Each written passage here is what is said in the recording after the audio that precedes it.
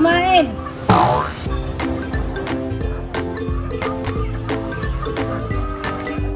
Gold more earning mga ka-rabbit tang. Welcome back to my YouTube channel. Pag-uusapan po natin ngayon ang ating pong mating sa rabbit. I created this vlog in order for me to share with you my experience sa ating pong pag-mate ng ating pong mga rabbit. Siyempre, update ko na rin po kayo para po sa ating pong mga free-range chicken na dumadami na po sila. So, update po tayo mga ka-rabbit tang. Isa-isa po natin silang pinapainom ng vitamins. Isa-isa po natin silang tinatyaga. Napaka-importante po talaga ang vitamina para po sa ating mga kuneho. Bukod po sa kanila pong masustansyang kinakain, kailangan din po natin silang suportahan ng mga vitamins. Breeder po tayo, so mahalaga po na mapangalagaan po natin ang kalusugan ng ating pong mga alagang kuneho. Ang pinapakain po natin sa kanila ay ang Nutriban at ang Fibrellet. Siya nga po pala, extra po muna. Ito naman po ang aming po mga bagong alagang Peking duck.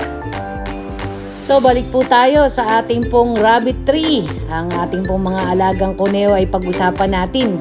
So what we are doing right now, naipasok na po natin yung nest box. So, tinatali po natin siya para po pag sumampa po yung rabbit natin, hindi po bubuwag yung ating pong nest box. So, kailangan po natin siyang itali, magkabilaan para po maging matibay ang kanya pong nest box. So, ngayon po, ipapakita ko po sa inyo kung sino po yung naging, yung pong pinamate po natin dito sa ating pong rabbit na ito. So, puntahan po natin mga ka-rabbit tang yung pong back na ginamit po natin. So, pure Cali po ang ginamit po natin. Siya po si Sam Melby. So, siya po ang ginamit natin na pang-mate po dun po sa ating pong rabbit na nilagyan po ng nest ngayon. So, ito po siya mga ka-rabbit tang. November 16 po natin siya pinamate. Pero tinimbang po natin siya ngayon at based po sa timbang niya, hindi po nagbago yung kanyang timbang. So, ang gagawin po natin ngayon, ito pong ating pure Cali, ay ating pong ipapamate ulit. So, ganun lang po kadali mga ka-rabbit tang mag-alaga ng rabbit. Hindi po siya sensitibo masyado. So, ipapamate po natin siya ulit ngayon kasi wala pong nagbago sa timbang niya after several weeks. Mga ka-rabbit tang, dito po kay Sam Melby natin siya dadalhin. Pareho po silang pure Cali. So, ipapamate po natin siya ngayon.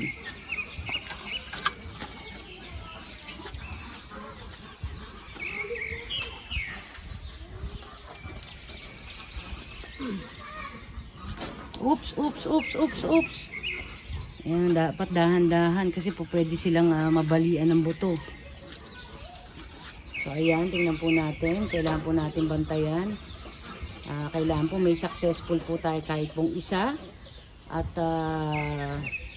tingnan po natin ang pwede po natin siyang iwanan dyan hanggang sa maging successful po ang ating pong mating.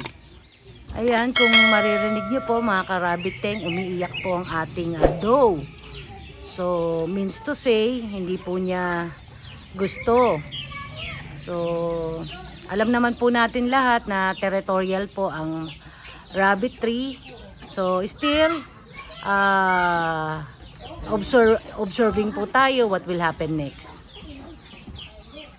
So, what are we going to do right now is tutulungan po natin sila mag-mate since hindi po maabot ng ating pong back yung ating doe.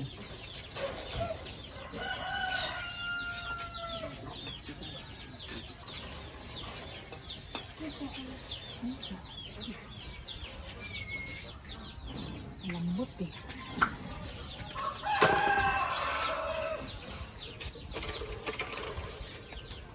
Dito sa kabila lang.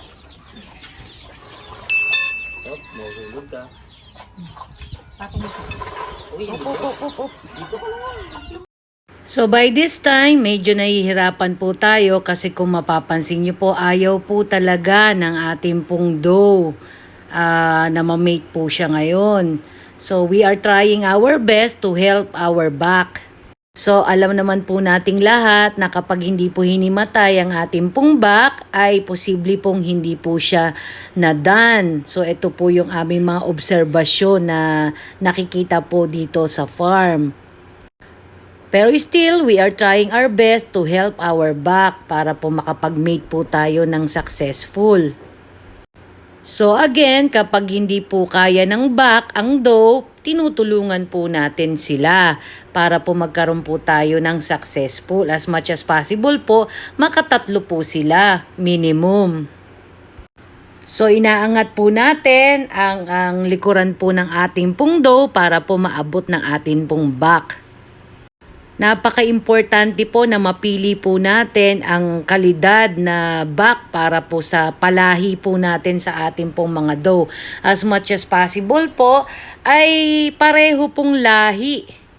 Pero experiment din po natin ang iba. So mga karabiting, ibinalik na po natin siya sa kanya pong cage.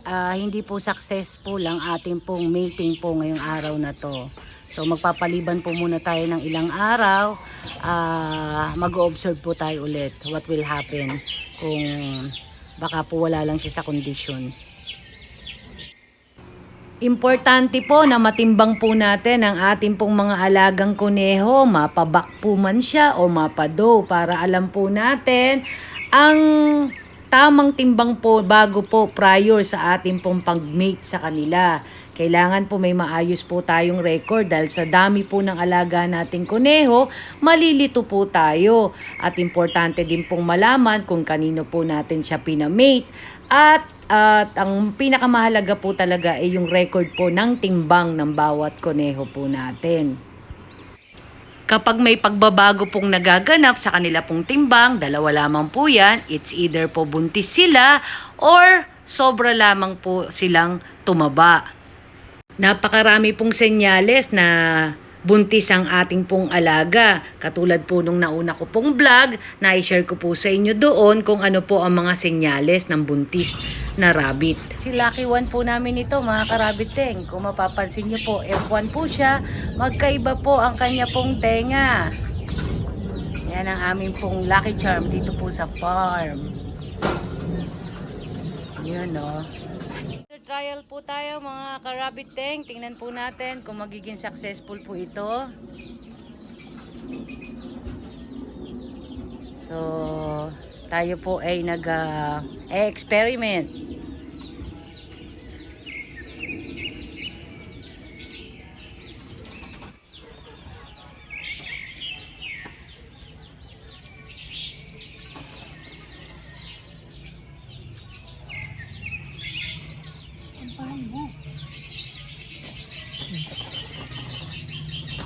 One. So mga ka-rabbit tinutulungan po natin ang rabbit po natin kung sakasakali pong hirap po sila. Iangat lang po natin yung tiyan ng dough natin, yung pong back, yung sa bandang puwit niya para po maabot ng ating pong back. So ito po yung ating pong mga naunang pinamake na dough. Kung mapapansin nyo po, nag-iipon na po sila ng mga balahibo po at papel sa kanila pong mga nest. And then after some time, nanganak na po sila. Ayan po, nakalima po tayong anak sa ating pong naunang dough. I'm so happy po talaga. So ayan po mga ka-rabbit-teng, ang update po natin sa ating pong mating dito po sa rabbit tree natin, Rabbit-teng Buuan Integrated Farm. Maraming salamat po sa inyo pong patuloy na pagtangkilik at panonood sa aming pong YouTube channel. Until next time po mga ka-rabbit-teng, happy farming everyone! Tunay nga pong nakakatanggal ng pagod kapag nakita nyo pong nanganak na po ang ating pong mga alagang kuneho. Iba po ang feeling, overwhelming!